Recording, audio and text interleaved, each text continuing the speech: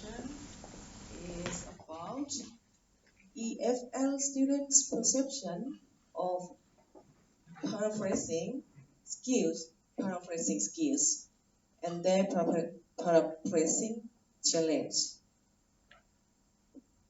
Please welcome คุณจันผาจันผาคุณจันผาจันทาครับอาจารย์ จันผา จันทา Thank you. Right. My study doesn't use a lot of statistics, okay, to remind you. Good morning, everybody. My name is actually Janpa Thatputhon. I'm from the Faculty of Arts, Thurukit Pandit University on the outskirts of Bangkok. And my talk today, as you can see on the screen, is on the EFL students' perception of paraphrasing skills and perception of paraphrasing challenges. And this is the outline starting from the introduction, aim and objective, definition, method, finding, discussion, summary, and conclusion. Just for the quick introduction, paraphrasing skills are challenging for most EFL learners because they are complex, involving a set of related skills, involving both receptive like listening, and productive skills like writing, involving two key components, lexis and syntax, basically vocabulary and grammar. And paraphrasing is an element of what we call text appropriation, or you take ownership of the text. Failing to paraphrase successfully can lead you to committing one of the academic crimes, that is plagiarism. Like you may produce plagiarized text, students, including researchers too. Studies look into the past. Studies found that the student lack of the ability to paraphrase successfully can lead them to producing text with elements of plagiarism, according to Choi and Lee, 2012. So if learners are not capable of comprehending or understanding the text and paraphrasing effectively, they may turn to something unbecoming like cutting, pasting. And one way to solve the problem, according to Gardner 2019, is to develop their ability to paraphrase and have to do it successfully too. So in paraphrasing, in order to paraphrase, you really need to understand what the text is about, right? So text comprehensions come first. As you can see from an example here, the reason fat is dangerous for your physique is that it contains more than twice the number of calories as protein and carbohydrates. Well, it's challenging for my students because they have to think twice. Think about 5 minutes. Who will come up with what's the text is all about? Okay. So this is what's happening. They need to understand the text before they can paraphrase. As we know, there are many ways to say the same thing. Many ways to say I love you. That I cannot live without you. I could die for you, for example. In ELT or in applied linguistics, we call this the relationship between form and use, language form and language use. One use can be represented by using many different forms. There are other related items when it comes to paraphrasing. They all fall under the umbrella called text manipulation. The easiest one is repeating. Now you say it again. Restating means you elaborate, you explain. Like for this example, he is a podiatrist. How many people know podiatrist? Not many people know. You have to elaborate. You have to restate that. So you have to say like podiatrist, a food doctor. a dentist or a tooth doctor. So, and paraphrasing is related to the written language. Whereas when you use like you say it again in a different way, is often associated with the oral tradition. There are other related terms like summarizing, concluding. And my students sometimes don't know the difference between summarizing and concluding. So these are the related terms. So the lack of the ability to paraphrase a text can be very annoying, and when you check their answer, because they would copy the whole sentence from the passage to answer the question. For example, the question, according to the news report, what would be the consequence of the high pressure from China? They understand, but they couldn't appropriate the text. They couldn't paraphrase it, so they would copy the whole chunk like this. And I think you will experience this with your student.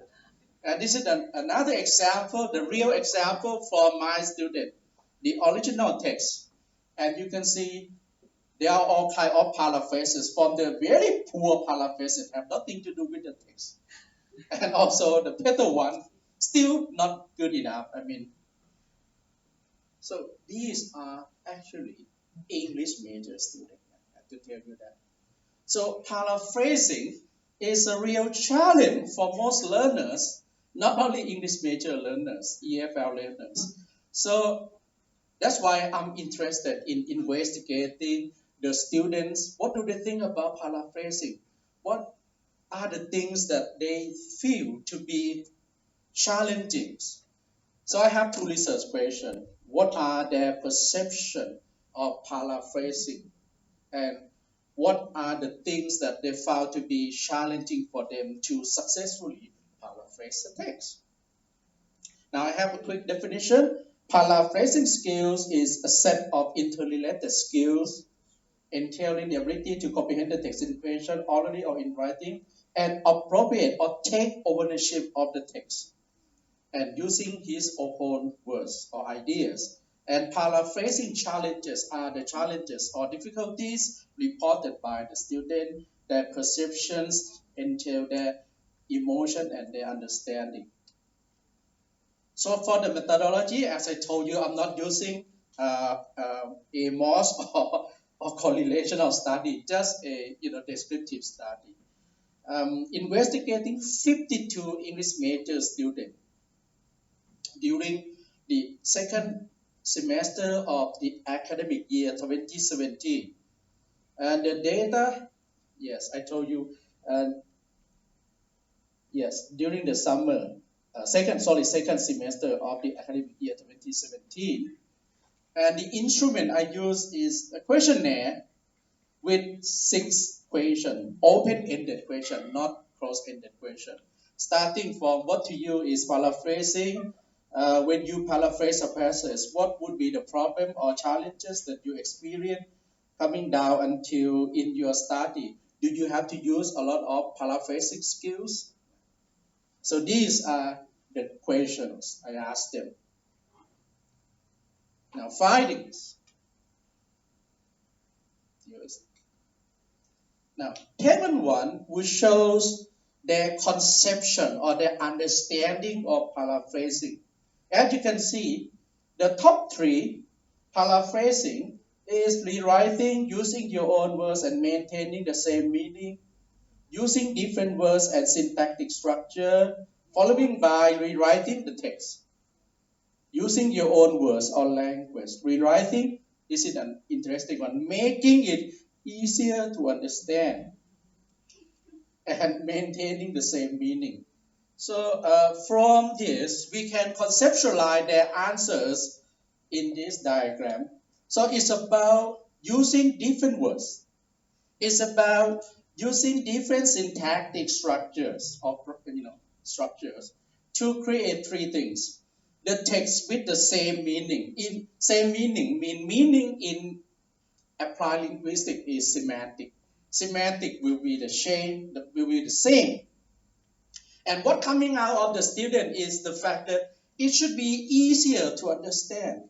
Maybe they think that the syntactic structure used by the original text is too difficult.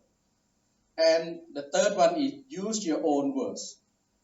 Use your own ways of saying things. This is also important. So there are three factors when we talk about paraphrasing skill coming out from the study. Table 2. This is the challenges in paraphrasing. The top 3 challenges, as you can see, they don't know the vocabulary, they don't know the words. Very common. And secondly, they don't know about the syntactic structure. They are not good at grammar. They cannot manipulate the text. And thirdly, this is very important, they don't understand the original text. Either they don't understand it completely or they have what we call partial understanding of the text they are reading. And this is detrimental because when they have to paraphrase, they have to maintain the semantic structure, meaning. And the meaning were not complete.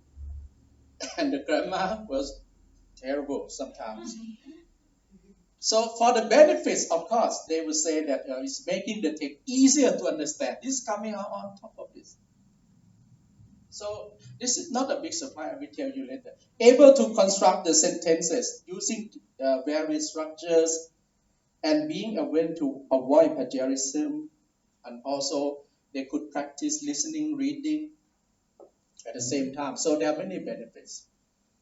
As Table 4, this is the student responding to the item on the relationship between reading, writing skills, and paraphrasing skills. As you can see, the concordance was very high. And also, they have to use it very often as English major, which was not a big surprise. One would expect them to have this kind of answer.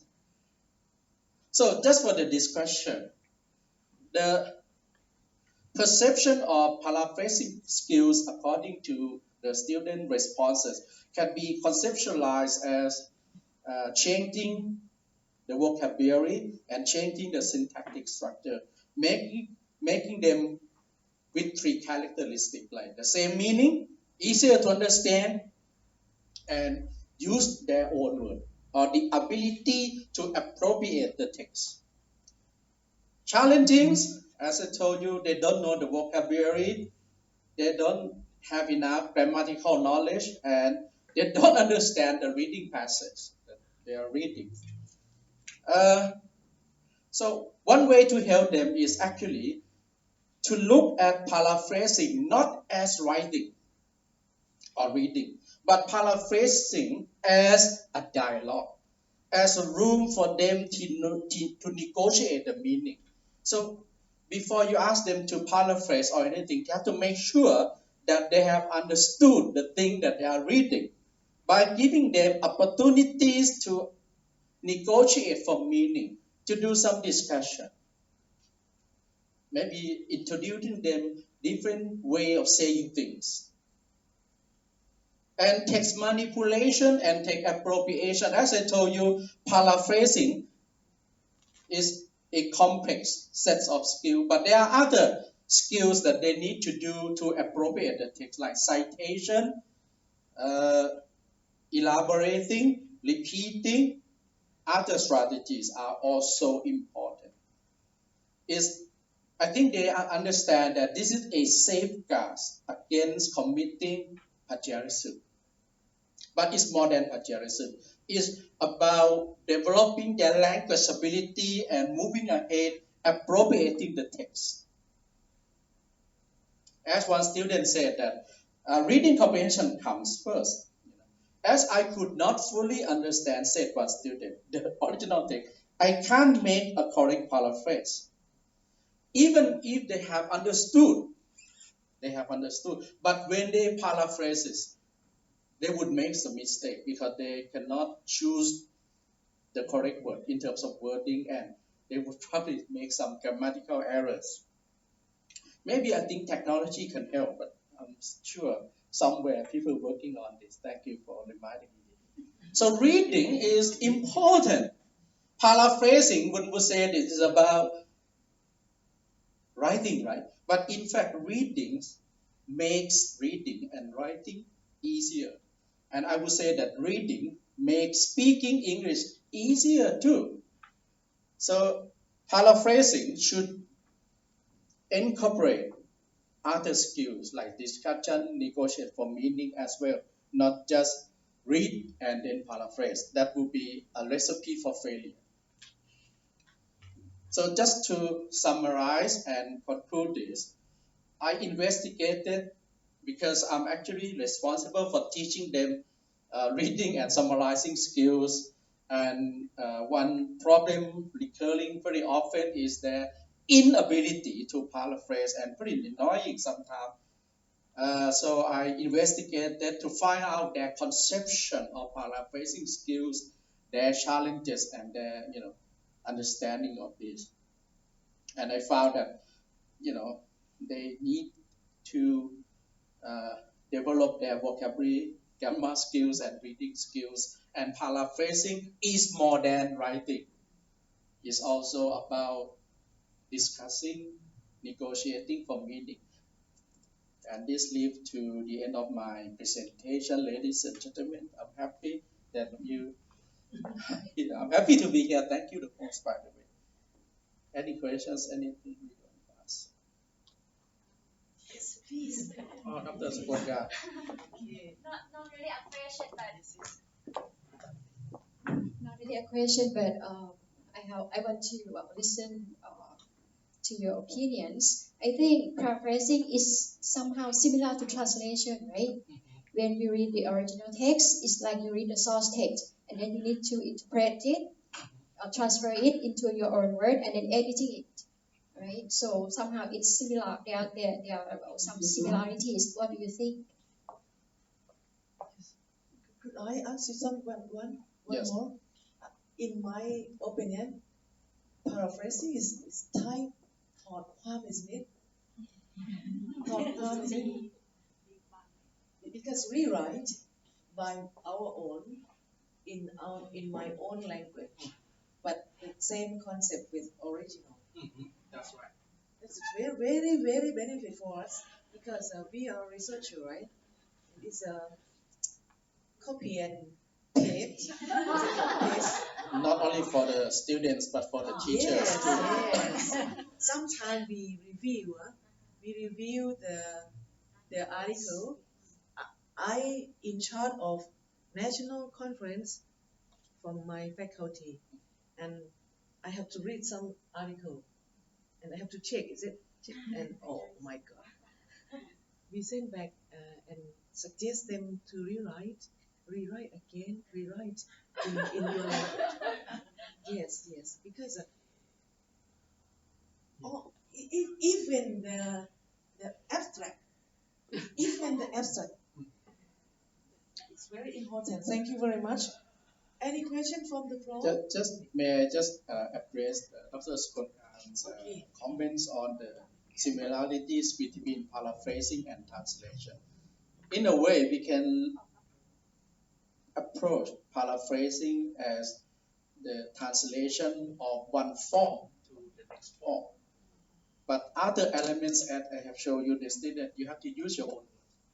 This is different, okay? And make it sometimes differently is another approach is to look at paraphrasing as a way to appropriate a text and develop your own voice. The notion of having your voice in what you say or what you paraphrase.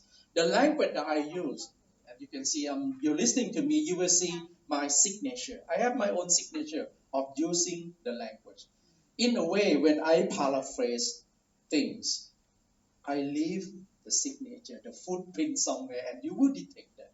This is the notion of voice, which is quite different from in translation. You will have your translation style as well, I presume, right? Different translators have different translation technique, and they leave their fingerprint somewhere. So it's in at the higher level, you are actually appropriating the text, having your own voice, developing your own style. And in order to achieve that, you need some basic like grammar, the number of words that you have to use. But paraphrasing should be interactive. It shouldn't be one way, like you read and then you paraphrase. It's now in between comprehending the text, there should be room for negotiation, checking, understanding. You have and making sure that they really have understood. It's like the same way like translation. Interesting comparison. Thank you, Asha. Any other questions? Yes. Please. It's very interesting. Thank you so much for your very beautiful presentation. I appreciate very much. Just, can you explain more about the negotiation for meaning? You suggested as a solution to the, to strengthen the paraphrasing, and then and also one remark. I don't know whether this is true or not. Just from your presentation, I feel that basically the students, their English ability should be strengthened since not when they come to university, but maybe in secondary or primary school study, then their understanding ability and expressing ability improve. Then this may be also one of the solutions I humbly offer. Thank you for your questions. Please. Negotiation is the opportunities we give the student to ask questions, to explain, to do more, to understand us. For example, I will ask them, basically you can ask them some question orally first. What do you think about the text? Who did what, when, where, how, why? You ask them basic question like what happened? What did she do? In and encourage the student to seek understanding on their own. Like they can check the dictionary, they can ask for help, they can ask for clarification. Like restating. Remember, do you mean? Do you mean? Is that what you mean? Are you sure? I'm not sure, but I mean. I think. Now, elaborate on the text. You negotiate for meaning. Often, when people write, they have crafted their writing. They embed the syntactic structure. They choose the words carefully. So you have to unpack it. You have to kind of deconstruct the text by negotiating for the meaning. Is that what you mean? Sometimes it's not immediately understood or comprehended. You kind of have to deconstruct it. Uh, but students are not aware. They're trying to understand it on their own, on their mind. But they have to make their understanding visible, interactive, so that people, like in the classroom, I can say, oh, you might have misunderstood it. Actually, the word physics mean body, something like that. Physics is not the sign or subject. It's just the body, something like that. You negotiate for the meaning. You mean talk to each other in a way. You talk more. So talking, discussing is a way to enhance their ability to paraphrase. This is from my experience. And you're right about the low level of, because in Thailand, English is a foreign language. In Malaysia, it's the second language. I would say you use more. The more you use, the more you can appropriate it. The second language means you have some ownership of the language, right? So as a foreigner, you feel alienated. So, yeah. Thank you. Thank you very much, everybody. Learn a lot from this, So you go to number 4. Number 4.